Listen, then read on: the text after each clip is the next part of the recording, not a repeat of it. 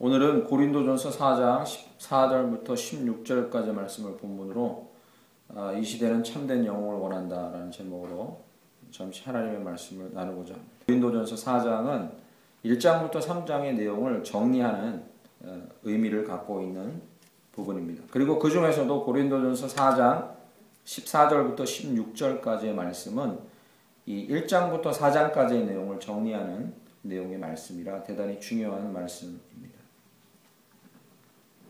이 말씀을 중심으로 함께 이 시대에 어떤 참된 영웅을 시대가 필요로 하는가 잠시 은혜 나누고자 합니다. 시대는 늘 영웅을 원하고 그런 영웅들 때문에 인류가 발전해 왔다고 이렇게 생각들을 합니다. 그래서 각 시대마다 영웅이 없는 시대가 없고, 그리고 저희가 반드시 살아가는 날 동안에는 한 번쯤은 읽어야 될 그 플루타크 영웅전 뭐 이런 것들, 옛날 영웅전에 보면 숱한 영웅들이 옛날부터 많이 나옵니다. 신들이 살던 시대에도 영웅이 있었고, 신들에 대해서 불신하고 있는 지금 시대에도 영웅 여전히 존재합니다. 영웅이 틀린 말은 아닙니다. 영웅은 시대마다 있어야 된다는 얘기는 맞는 말입니다. 왜냐하면 그들이 업적을 보면은 반드시 필요한 존재들이긴 합니다.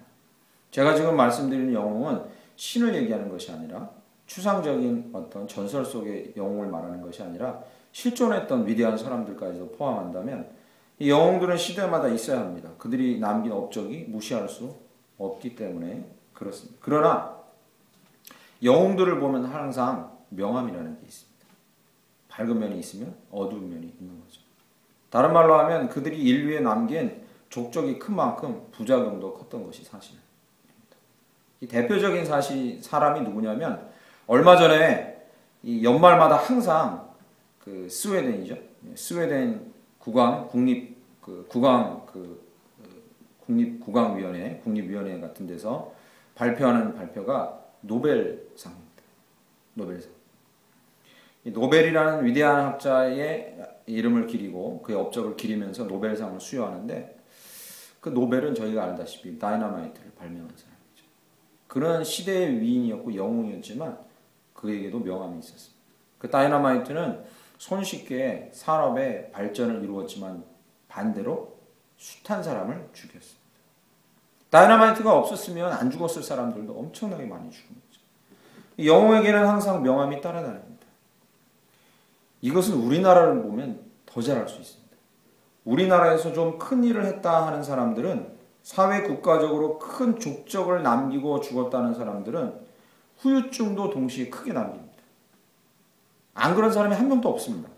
여러분 잠시 이렇게 여러분 자신과 저를 돌아보면 족적을 크게 남긴 사람일수록 우리나라 사람들은 큰 후유증을 남깁니다. 그래서 요즘 시대에 이 위대한 일을 행한 이 업적을 행한 영웅 말고 요즘 시대에 유행하는 이 단어가 소시민 영웅입니다. 소시민 영웅. 들어보셨습니까? 네, 소시민 영웅.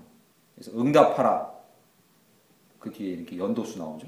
그런데도 보면 이 소시민 영웅에 대해서 계속 얘기해요. 왜 우리에게 영웅이 필요하다고 만약에 한다면, 왜 우리에게는 많이 영웅이 있어 왔고 위대한 일을 한 사람들이 많이 있어 왔는데 우리가 다시 소시민 영웅을 말해야 되고 그 사람들에게 우리의 관심을 기울이게 되느냐. 우리가 지금까지 알고 있었던 영웅들이 비인간적이고 비상식적이고 비정서적이고 그리고 상식적인 일들을 통해서, 비양심적인 일들을 통해서 큰 일을 해왔다는 것이 속속 밝혀졌기 때문에 그렇습니다. 위대한 일을 이루기 위해서는 좀 인간성이 깨져도 되고, 양심이 깨져도 되고, 상식이 깨져도 되고, 그리고 인간성이 깨져도 된다는 전제하에서 큰 일들이 이루어져 왔기 때문에 여기에 신물을 느낀 사람들이, 신물이 난 사람들이 드디어 소시민 영웅을 이야기하는 시대에 와 있습니다. 그래서 소시민 영웅이라 하면요, 초능력의 스케일이 작고, 그리고 그들의 모델, 이 폼이 위대하지 못하고 초라해 보여서 그래서 소시민 영웅이 아닙니다. 소시민 영웅은요, 인간성, 자아, 삶, 우리의 생활, 양심 이런 것을 회복하는 일에 투신하고 헌신하고 그 분야에서 두드러진 사람은 바로 소시민 영웅이다. 이렇게 얘기합니다. 오늘 고린도전서 1장부터 4장을 마무리하면서 사도 바울은 바로 다른 분들은, 다른 신학자들이나 목사님들은 이 본문을 어떻게 읽을지 모르지만 저는 묵상하면서, 이 4장을 묵상하면서, 마지막 부분을 묵상하면서 사도 바울이 소시민 영웅다운 성도를 지금 이야기하고 있다고 저는 믿습니다. 위대한 일, 초대교회와 그 이후의 시대의 교회와 성도들을 위해서 엄청나고 위대한 일을 행했던 사람들이 아니라, 그리고 그렇게 살려고 하는 게 아니라, 그렇게 살으라고 얘기하는 것이 아니라, 성도들 중에서도 소시민적인 영웅상이 필요하다는 사실을 사도 바울은 얘기해주고 있다는 거죠. 고린도 교회 성도들은요, 대단한 사람들이 많았습니다. 조금 있으면 자세히 살펴보겠지만, 이 지금같이 수천 명, 수만 명이 모인 교회가 아닌데도 불구하고 그 안에 각양 놀라운 은사를 받은 사람들이 많이 모여 있어서 그것들을 드러내느라고 서로 싸움이 있었던 교회가 고린도 교회입니다. 대단한 사람이 많이 모여 있었죠. 그 중에서 순교한 자도 있었고요, 하나님 위해 헌신한 자도 있었고, 놀라운 능력을 발휘하는 자도 많았습니다. 그런데 왜 그 교회 안에 싸움이 이렇게 심각했겠습니까?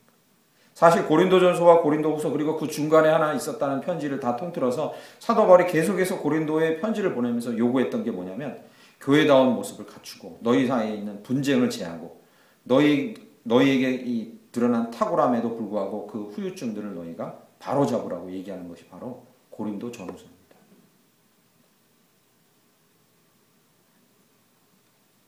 사회에서뿐만 아니라 교회 안에서도 성공과 그리고 효율을 따지는 이 영웅이 아니라 소시민적인 영웅, 그 당시와 지금 시대까지 본이 되어야 할 절박함을 가지고 사도 바울이 바로 이 소시민적인 영웅으로서의 성도의 모습에 대해서 그려주고 있다는 거죠. 잠시 이야기를 나눌 때, 모든 성도들은 성도가 된 순간부터 성경을 읽을 때 위대하고 놀라운 기적 같은 것을 기대하고 그것에 집중하고 막 되게 큰 신앙생활의 업적들을 집중합니다. 창세기를 읽으면 아브라함이 하나님을 만나고 갑자기 빈손으로 이 하나님이 가라고 하는 곳에 갔더니 거기서 거부가 되었더라. 그것을 꿈꿉니다. 이삭이 아무것도 없다가 우물을 파고 엄청나게 많은 곡식들을 맺고 100배나 결실하였더라. 거기에 집중합니다. 사람들이 가나안 땅에 들어갈 때 아무것도 없이, 손에 제대로 된 무기도 없이 이 여리고성을 돌다가 성이 그대로 통째로 무너져 버렸더라. 거기에 집중합니다. 하나님을 믿으면 위대하고 엄청난 일을 많이 경험하는 것에 자꾸 집중합니다. 그러나 오늘 본문 말씀에 사도 바울이 하나님을 믿는 성도들이 계속해서 집중해야 되는 성도의 모습은 바로 소시민적인 영웅의 모습이라는 거죠. 어떻게 그 모습을 사도 바울이 강조하고 있는지 우리 잠시 살펴보고자 합니다. 오늘 14절과 15절과 16절은요, 4장 1절부터 21절까지의 내용을 압축해서 중간에 딱 갖다 놓고 있는 겁니다.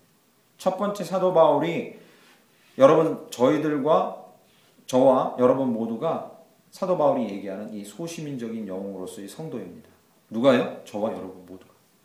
사도 바울이 그렇게 되길 원해서 얘기하는 거죠. 그 첫 번째 모습은 15절 가운데 있습니다. 15절 한번 보시면, 그리스도 안에서 일만 스승이 있으되 아버지는 많지 아니하니 그리스도 예수 안에서 내가 복음으로써 너희를 낳았음이라. 아멘. 이렇게 얘기합니다. 첫 번째 사도 바울이 얘기하는 이 소시민적인 영웅으로서의 성도의 모습입니다. 바로 그 모습은 결론부터 말씀드리면 화려함이 아닌 비천하고 미련한 십자가를 붙드는 것이 소시민적인 영웅으로서의 성도의 모습입니다. 할렐루야. 화려함이 아니라 비천하고 미련한 십자가를 붙드는 것이 영웅으로서의 성도의 모습이라는 거죠. 15절 보시면, 그리스도 안에서 일만 스승이 있으되 아버지는 많지 아니하니 그리스도 예수 안에서 내가 복음으로써 너희를 낳았음이라. 이렇게 얘기합니다. 당시에는요, 스승이 되게 많았습니다. 여기 사도 바울이 일만 스승이 있으니 이렇게 써있죠. 실제로 스승이 엄청나게 많았습니다.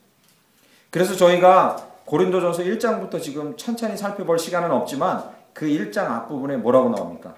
편지 초반부에 사도 바울이 고린도 성도들에게 얘기합니다.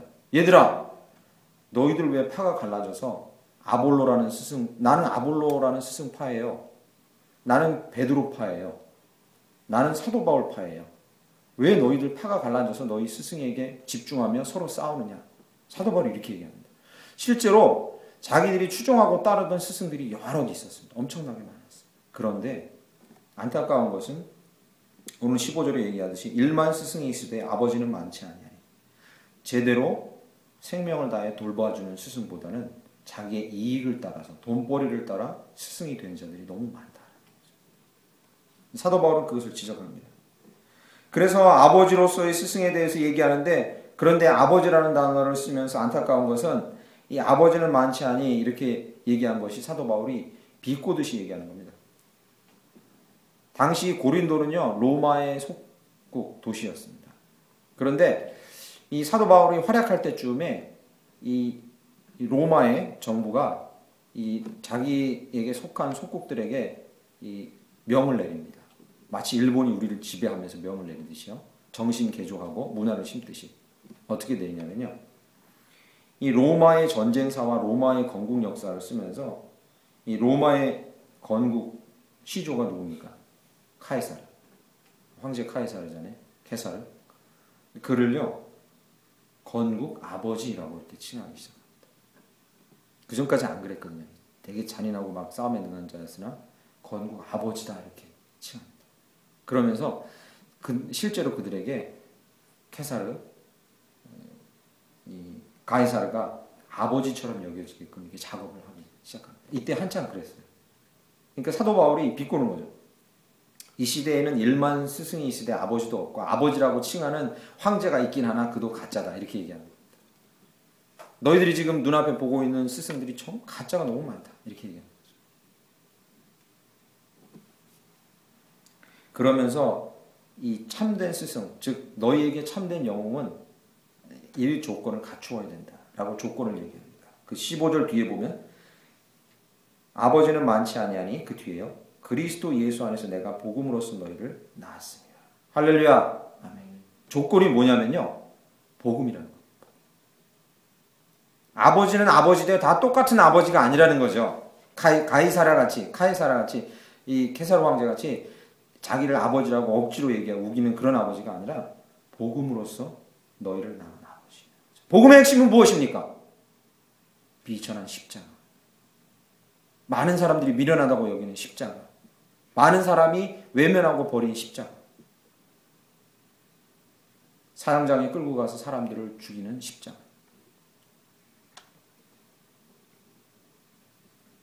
참된 시대의 영웅은 복음에 집중하고 복음으로써 사람을 변화시키고 복음으로써 사람을 이끄는 자라고 사도 바울이 얘기하고 있는 겁니다.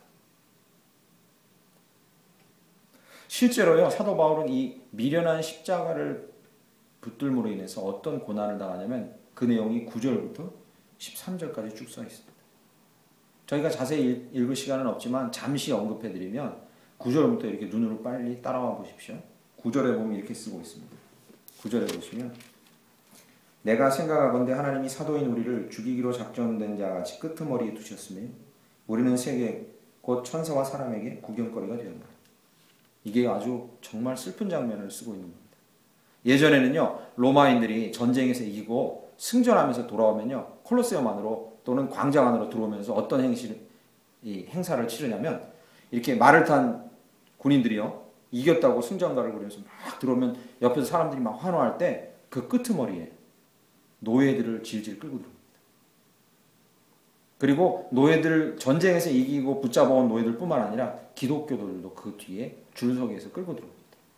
이렇게 손을 묶거나 목에 뭘 매게 해서. 여기 보면요. 끄트머리에 두셨음에가 바로 그 얘기입니다. 끄트머리에 두셨음. 질질 끌려 들어갑니다. 우리는 세계 곧 천사와 사람에게 구경거리가 됩니다. 그 장면을 보면서 사람들은 경기 한 편을 보는 것처럼 막 구경을 합니다. 뭐 때문에요? 미련한 십자가 때문에. 미련한 십자가 때문에 이러한 일을 겪으면서 사도 바울이 너희를 낳았다라고 얘기하고 있는 거죠. 10절 말씀 보시면 이렇게 쓰고 있습니다. 우리는 그리스도 때문에 어리석으나 너희는 그리스도 안에서 지혜롭고 우리는 약하나 너희는 강하고 너희는 존귀하나 우리는 비천하여. 너희의 강함과 그리고 너희의 유익과 그리고 너희의 지혜로움을 위해 우리는 스스로 미련한 것을 택하고 스스로 약한 것을 택했다는 거죠. 이 스스로 약하고 미련한 게 뭡니까? 십자가. 우리가 미련한 십자가를 택해서 너희에게 주었기 때문에 너희가 지혜롭게 됐고 강하게 됐다는 그 얘기입니다. 우리가 만약에 강한 걸 택하고 우리가 만약에 세상이 지롭다고 여기는 걸 택했으면 너희에게 이러한 놀라운 것이 가지 않았을 거라는 거죠.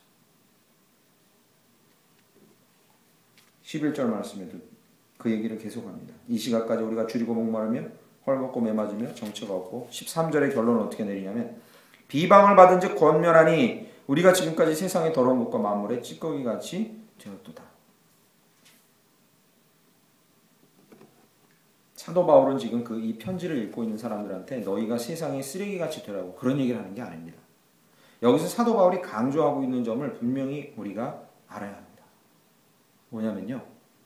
시대의 영웅은 시대가 진짜 원하는 영웅, 시대가 진짜 원하는 영웅적인 성도는 화려함보다 미련하게 보이는 십자가를 항상 붙드는 자여야 한다라는 말입니다. 중심을 다하여, 저는 중심을 다하여 저 자신과 여러분에게 이렇게 권면해드리고 싶습니다. 세상에 미련하다고 여기는 걸 선택하는 삶을 사실 간절히 축원합니다. 그렇다고 당장 고난당해 죽으라는 얘기가 아닙니다. 세상이 미련하게 보이는 십자가를 선택하는 건 어려운 일이 아닙니다. 여러분의 삶의 순간순간 화려함이나 멋들어진 것을 일부러 피하는 삶부터 시작됩니다. 정말로 화려하고 정말로 근사하고 그리고 정말로 그럴듯해 보이는 것을 피하는 삶이 바로 십자가를 선택하는 삶입니다. 그렇게 일부러 선택하는 사람들이 요즘에 있습니까? 자기 유익을 따라서 정말로 혈안이 되어 있는데요. 그렇지 않습니다. 저는 이 올 주말에요. 금토 지나면서 두 가지 이 뉴스를 보면서 이런 사람도 이 땅에 아직도 대한민국에 얼마든지 있구나라는 가슴이 너무나 따뜻한 뉴스를 듣게 되었습니다. 굳이 그들이 기독교인이 아니더라도 그들은 바로 미련한 걸 선택하는 이 소시민적인 영웅으로서의 모습을 보여준 거죠. 첫 번째 예가 들으셨습니까? 요즘에 경비원들이 이 소위 그 무슨 질을 하는 이렇게 아파트 주민들 때문에 60이 다 된 경비원들이 왜 인사 안 한다고 혼나서 어린이들한테 인사하는 장면이 사진에 캡처돼서 나왔죠. 물론 스스로 인사하시는 분도 좋은 분들도 있죠. 경비원 중. 그런데 그것과 반대로 대조되는 기사가 하나 실렸었습니다. 그게 뭐냐면 한 몇 년 동안 이 주민들의 수천 명 주민의 이 부엌에서 쓰는 칼을 갈아준 경비원 얘기가 뉴스에 나왔었습니다. 혹시 보셨습니까? 이 칼 갈아준 개수가 1000개가 넘는답니다. 제가 이 뉴스로 본 걸로는요. 1000개가 넘는다. 어리석죠. 자기가 월급 받은 거에 의하면 할 필요가 없는 일이었죠. 굳이 그것까지. 뭐 저렇게 어리석게 저렇게.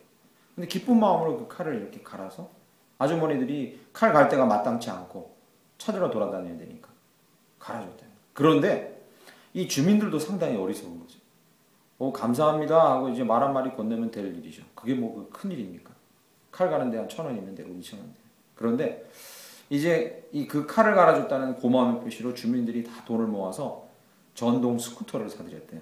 아파트 단지 안을 돌아다니라고 전동 스쿠터를 사드렸다는 기사가 이렇게 나왔어요. 어리석어 보이죠, 그죠? 칼을 그렇게 몇천 개나, 1000개 이상이나 갈아준 분도 어리석어 보이고. 그것 때문에 무슨 또 스쿠터를 그렇게 사가줄 것까지 있냐. 참 어리석어 보입니다. 또 있습니다. 한 공공기관인가 학교에서는 청소부 아저씨가 정말로 너무 성실하게 일하는 걸 고맙게 여겨서 거기 학생들이 청소부 아저씨 부부에게 휴가를 주면서 하루를 자기들이 청소를 다 하는 이 프로젝트를 진행하고 있는 거였어요. 뉴스에 이렇게 실어놨더라고요. 어리석죠. 공부 열심히 해서 취업 준비해야 될 친구들인데. 이런 사람들을 소시민적 영웅이라고 우리가 부르는 거죠. 맞죠? 그죠? 이런 사람들을 요즘에 저희가 소시민적 영웅이라고 부릅니다. 세상도 하물며 이렇습니다. 사도 바울이 다시 말하면 하나님이 우리에게 원하는 소시민적인 성도로서의 삶은 뭐냐? 소시민적인 영웅의 성도로서의 삶은 뭐냐? 절대로 십자가는 편하고 화려하고 넓고 그리고 그럴듯한 길에는 없습니다. 그런 길을 택하는 건 십자가의 길이 아닙니다. 순교를 당장 하라는 게 아닙니다. 그런 게 아닙니다. 우리가 화려하게 보이는 거, 넓게 보이는 거, 편하게 보이는 것만 피해도 그게 십자가의 길이라는 거죠. 그리고 그것이 진정 이 시대가 원하는 영웅적인 성도의 모습이라. 대단한 게 아닙니다. 정말 대단한 걸 선택하는 게 아니에요.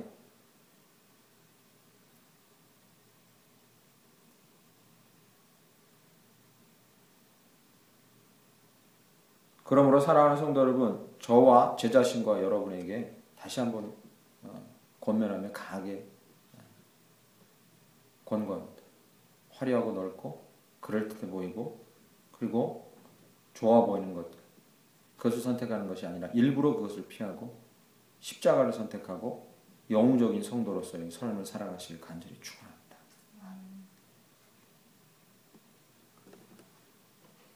두 번째 사도 바울이 얘기하는 것은 거꾸로 올라갑니다. 15절에서 14절로. 14절 보시죠. 내가 너희를 부끄럽게 하려고 이것을 쓰는 것이 아니라 오직 너희를 내 사랑하는 자녀같이 권하려 하는 것이라 이렇게 했습니다. 여기서는 무슨 영웅적인 모습이 드러납니까? 이 14절 이 본문이 배경으로 하는 절은 1절부터 8절을 압축해서 14절에 집어넣는 겁니다. 1절부터 8절을 압축해서요. 그리고 14절에서 우리가 주목해야 될 단어는 너희를 부끄럽게 하려고 라는 단어입니다. 왜 이 말이 저들을 부끄럽게 하는 말처럼 들렸을까라는 거죠. 앞부분을 가보시면 사도 바울이 고린도 성도들에게 편지를 쓰면서 계속해서 고린도 성도들에게 너희들은 각양 받은 은사가 놀라운 자고 남달리 구별된 자다라는 걸 강조합니다. 7절 말씀 보시죠. 누가 너를 남달리 구별하였느냐?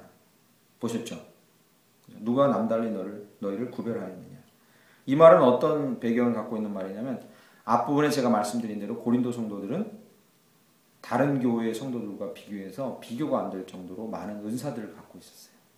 그러니까 7절 말씀을 이렇게 사도 바울이 쓸 수 있는 겁니다. 7절에 누가 너를 남달리 구별하였느냐? 자기들이 보기에도 너무 다른 지역의 성도들과는 차별화되게 은사들이 많았던 거예요. 탁월한 자들이 많았던 거죠. 각양 방언을 하고 신유 은사가 있고 큰 믿음의 은사가 있고 권면의 은사가 있고 섬김의 은사가 있고 다양한 은사들이 있는 거예요. 그게 막 계속 드러나고 있는 거예요. 그 각양 받은 은사로 자기 스스로도 놀라워하고 그리고 그것으로 교만하게 되었던 거예요. 그래서 8절 말씀 보시죠. 드디어 어떤 단어까지 나오냐면 너희가 이미 배부르며 이미 풍성하며 우리 없이도 뭐가요? 왕이 되었도다. 이렇게 얘기합니다. 이거 사도 바울이 비꼬는 얘기입니다. 야, 너희들 진짜 너무 잘 나가는구나. 이제 왕 행세까지 하네. 이렇게 얘기해요. 다른 말로 하면요. 당시 고린도 성도들은 이 각양 은사를 받고 정말로 신앙적으로 잘 나가는 모습을 보면서 우리들이 남달리 구별됐구나. 정말 대단하구나. 여기에 도취되어 있었고 교만한 마음을 갖고 있었다는 사실을 사도 바울이 지적하고 있습니다. 6절 말씀 보시면 끝부분에 서로 대적하여 교만한 마음을 가지지 말게 하려 함이라. 그들이 지극히 교만해 있었다는 사실을 알 수 있죠. 18절로 다시 가보시면 18절에 어떤 이들은 내가 너희에게 나아가지 아니할 것 같이 스스로 교만하여졌으나 이렇게 씁니다. 사도 바울이 계속 고린도 성도들에게 지적하고 있는 게 뭐냐면 너희들에게 많은 은사가 부어지고 많은 능력들이 부어지고 영적으로 되게 탁월한 것 같이 여겨져서 교만해지고 왕이 된 것처럼 여겨지고 스스로 대단한 것처럼 지금 여기고 있다. 이 얘기를 하면서 이 배경에서 14절이 나온 겁니다. 14절 보시죠.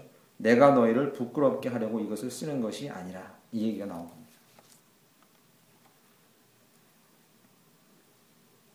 부끄럽게 하려고 그 얘기를 쓰는 것이 아니라 그러면 그들에게 부끄럽게 하려고 쓰는 것이 아니라 그 은사를 받은 것이 하나 쓸모없다고 하는 것이 아니라 그 은사를 사용하되 어떻게 사용해야지 기독교적인 성도로서의 영웅적인 모습을 갖고 살아갈 수 있냐. 오늘 본문 말씀에 6절 말씀 보시죠. 형제들아 내가 너희를 위하여 이 일에 나와 아볼로를 들어서 본을 보였노니 그 다음 잘 보세요.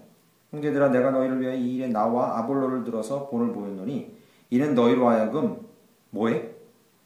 기록된 말씀 밖으로 넘어가지 말라 한 것을 우리에게 배워서 너희를 부끄럽게 하려고 쓴 거 아니야. 너희들이 받은 은사가 놀라워. 대단합니다. 그런데 그것으로 교만해지지 말고 영웅적인 성도로서 살아가려면 기억해야 될 게 있다. 그게 뭐죠? 말씀 안에서 말씀 밖으로 넘어가지 말고 말씀을 통해 겸손해지라. 절대로 말씀을 벗어나지 말고 말씀 안에 계속 머물고 말씀을 소중히 여기라. 두 번째 사도 바울이 그래서 이 소시민적인 영웅으로서의 성도의 모습을 아름다운 모습을 보여주는데 그게 뭐냐면 말씀 안에서 말씀을 벗어나지 않고 그 안에서 겸손하게 사는 삶이라. 저는 이 시대에도 하나님께서 원하시는 영웅적인 성도로서의 삶, 소시민적인 영웅으로서의 성도로서의 삶이 바로 이거라고 생각합니다. 말씀을 벗어나지 않고 말씀 안에서 겸손하게 사는 삶. 능력이 있는 자가 이 시대의 교회를 움직이고 그리고 능력이 있는 자가 이 시대의 교회를 복되게 하고 부하게 하는 것. 절대 그렇지 않다고 저는 생각합니다. 능력이 많아서 교회를 해치는 경우가 많고 능력이 많아서 앞서 나가다가 교회에 잘못된 길로 인도하는 경우가 더 많습니다. 말씀을 벗어나지 않고 겸손한 자만이 이 시대와 이 땅의 교회들과 세상의 교회들을 복되게 하는 영웅으로서의 성도가 될 줄 믿습니다.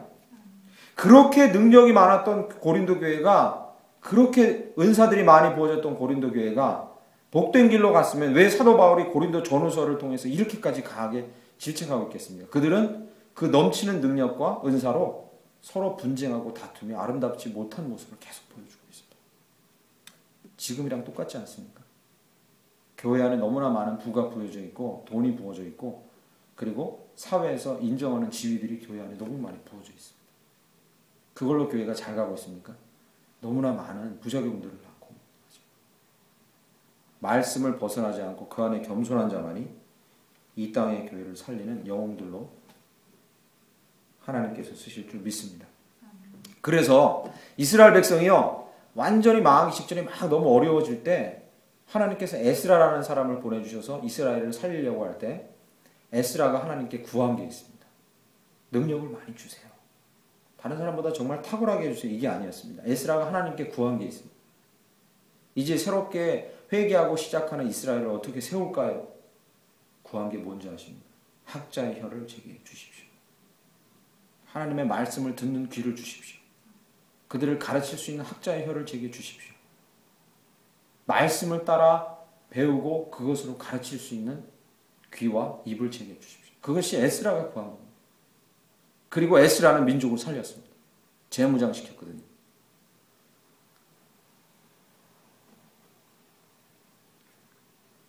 어떻게 우리가 소신적인 성도의 영웅적인 성도의 모습을 갖고 살아가냐? 말씀 한 절에 집중하고 말씀을 소중히 여기고 그 안에서 벗어나지 않으려 하고 그 말씀을 따라 살려고 할 때 우리는 영웅적인 성도로서의 삶을 살게 될 줄 믿습니다. 마지막으로 한 가지만 더 생각해 봅니다. 16절 보시죠. 16절 보시면 그러므로 내가 너희에게 권하노니 너희는 나를 본받는 자가 되라. 이렇게 쓰고 있습니다. 사도 바울은 17절부터 21절 내용을 압축해서 16절에다가 이제 집어넣고 있습니다. 너희는 나를 본받는 자가 되라. 이렇게 얘기합니다. 사실요, 사도 바울이 고린도 전서와 후서를 이 고린도 교회에 쓴 이유 자체가 사도 바울이 권면하면서 자기를 본받으라고 쓴 거죠. 여러 문제에 대답을 해주면서 당시 여러 문제가 있었잖아요. 방언하는 문제, 결혼의 문제, 결혼 문제도 심도 있게 다루잖아요. 여기서 음란의 문제, 제사의 문제, 뭐 여러 가지 막 다루잖아요. 그 문제에 사도 바울은 여러 문제에 대답해 주기 위해서 이 편지를 쓰고 있습니다. 그런데 그런 과정 가운데 사도 바울이 계속해서 요구하는 게 뭐냐면 나를 본받는 자들아 이렇게 요구합니다.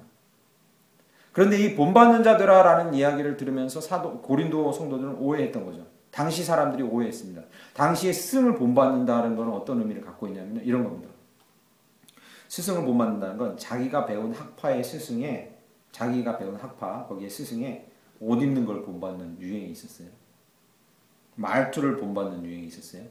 걷는 걸 본받는 유행이 있었어요. 무슨 유행이 있었냐면요. 겉모습 본받는 유행이 아주 팽배하게 있었어요.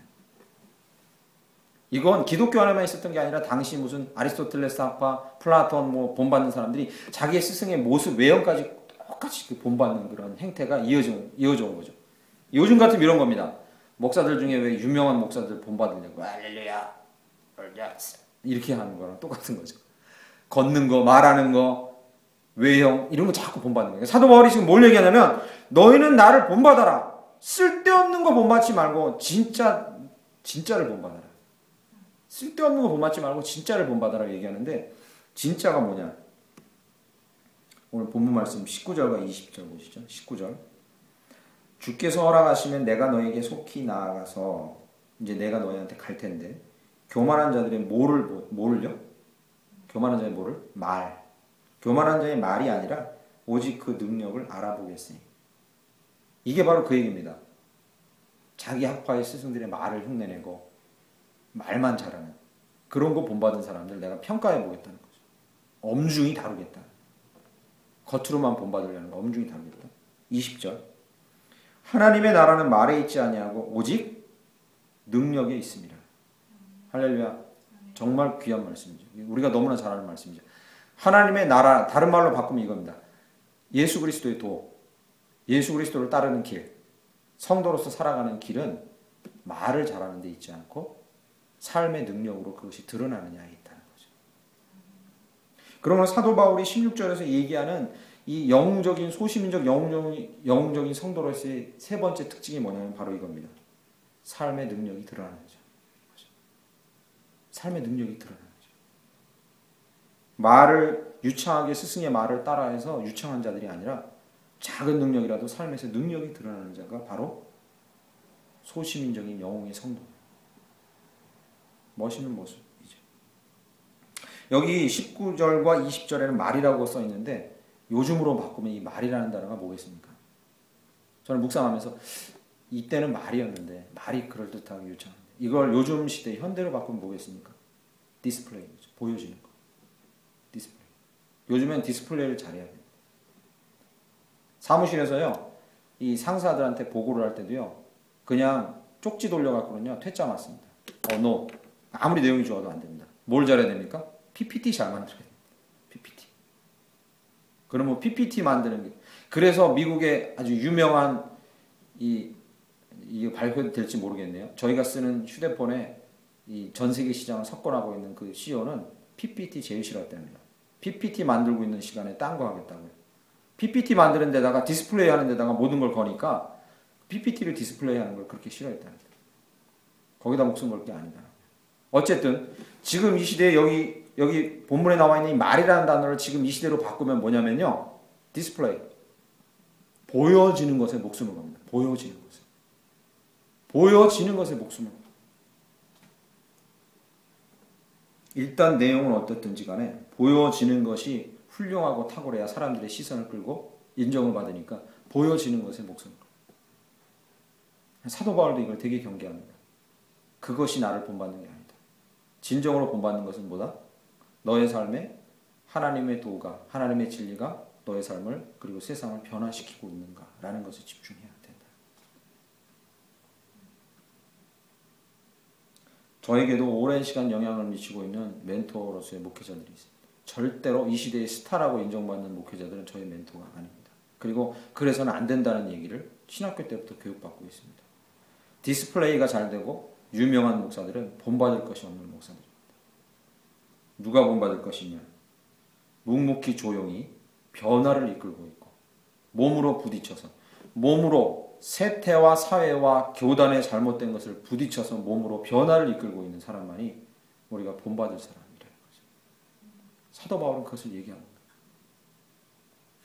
조금도 변화를 이끌지 못하며 전통에 매여서 그것을 아름답게 보이고 행정적으로 그것을 잘 유지시키고 조직을 잘 이끌어가는 것으로는 절대로 영웅이 될 수 없다는 사실을 사도 바울은 말씀을 맺고자 합니다. 저와 여기 앉아 계신 많지는 않지만 저와 여기 앉아 계신 여러분들 하나님께서 이 시대의 소시민적인 영웅적 성도로 이 땅 위에 그리고 이 교회에 부르신 줄 믿습니다. 저와 여러분 스스로 너무 연약해 보입니까? 절대로 그렇지 않습니다. 저희는 이 영웅적인 성도로서의 삶을 살기에 충분한 만큼 하나님께서 우리를 이끌고 계십니다.